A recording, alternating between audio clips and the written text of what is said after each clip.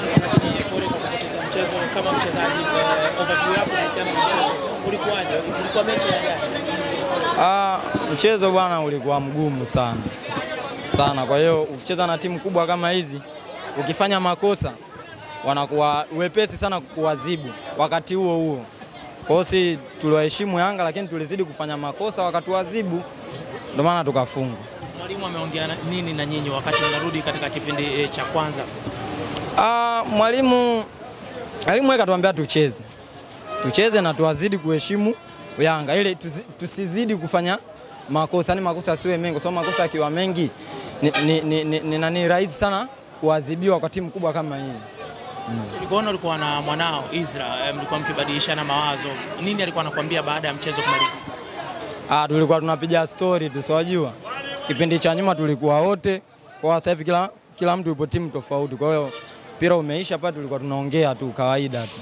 Nakumbushia ya mnyama. Sijua tushapigana sana makonzi. Alikuwa kibondo wako ni unamuonea? Mwanangu sana Isra. Ndo mpira ndo ulivyo. Mpira ndo ulivyo. Mpira sio adui, mpira fair play. Kwa hiyo kuna wakati vinatokea vitu kama vile uwanjani. Kwa hiyo mpira ukiisha ndo tunaungana, tunakuwa upendo unakuwa mmoja. Kuna muda kama aliomba penalti ya mchezo wewe. Ndugu yangu umeiona hiyo. Wewe vipi ile penalti? Muuliza wewe unasemaje? Maana yake ulikuwa uwanjani. Sio penalti, ndio mwamuzi akufinika. Ingekuwa ni penalti mwamuzi angefinika, lakini sio penalti. Bwana Karabaka, kwa kumalizia, tukizungumzia mpira hasa kiutaifa, mnyama anayewakilisha Tanzania, neno lako kama Mtanzania kwenye fainali za kombe la shirikisho barani Afrika, kuwatakia heri.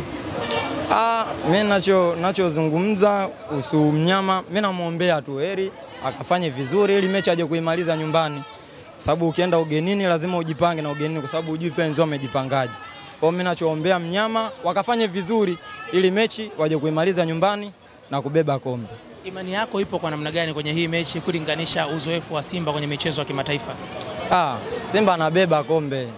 Wewe hata wewe pia kuwa na imani hiyo. Simba anabeba kombe. Nyepesi kwa mnyama. Kabisa, nyepesi kabisa. Sio kwa Mwarabu yule. Tena wanatoka Bushu huko Berkane. Mpira upo hivyo, lakini wewe unatakiwa uwe na imani na timu yako ambayo ipo kwenye taifa lako. Usiangalie Waarabu wale wanakuja tunakoondoka. Kwa hiyo weka 100 Simba anachukua kombe. Kuna watu washaka wa Tanzania kwamba heshima inakuja nyumbani. Lazima tuweke heshima. Lazima libaki hapa. Shukrani. Wenyewe wanakuambia lisipobaki wataliiba. Wenyewe wanasema lisipobaki. Mnyama anasema. Shukrani.